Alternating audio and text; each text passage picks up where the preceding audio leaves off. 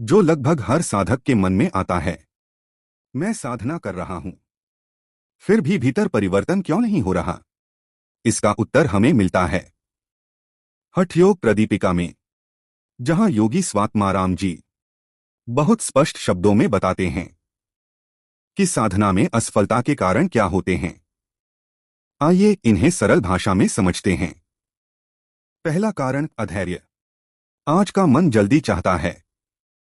कुछ दिन आसन, कुछ दिन प्राणायाम, और फिर परिणाम की अपेक्षा।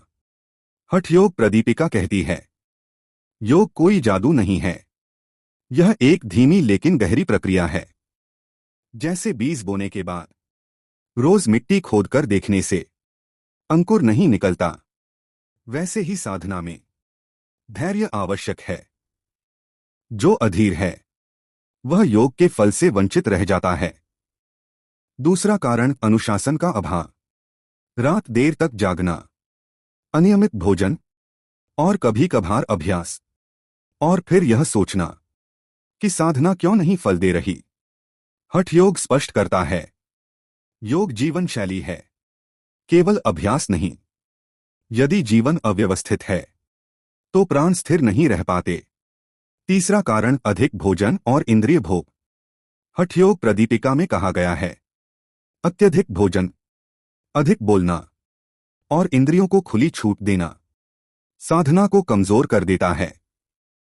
यह त्याग की बात नहीं है, यह संयम की बात है। जहां ऊर्जा बाहर बह रही है वहां भीतर जागरण नहीं हो सकता। चौथा कारण संशय और अविश्वास। आज साधना, कल मन में शंका, क्या सच में कुछ होता भी है? हठ योग कहता है, जहां संशय है वहां प्राण रुक जाते हैं। श्रद्धा अंधविश्वास नहीं है, श्रद्धा एक आंतरिक स्थिरता है। पांचवा कारण अहंकार और दिखावा। यदि साधना का उद्देश्य लोगों को दिखाना है तो वह साधना नहीं, मन का विस्तार है। हठ योग प्रदीपिका स्पष्ट करती है, योग अंतर्मुखी यात्रा है। सच्ची साधना चुपचाप भीतर घटती है। छठा कारण गुरु मार्गदर्शन का अभाव। पुस्तक मार्ग दिखा सकती है, लेकिन अनुभव की दिशा गुरु ही देता है। हठ योग कहता है, बिना गुरु के योग अधूरा रह जाता है। यदि साधना में रुकावट आ रही है तो स्वयं से प्रश्न करें, क्या मैं धैर्य रख रहा हूं? क्या मेरा जीवन अनुशासित है? क्या मेरी साधना अहंकार रहित है?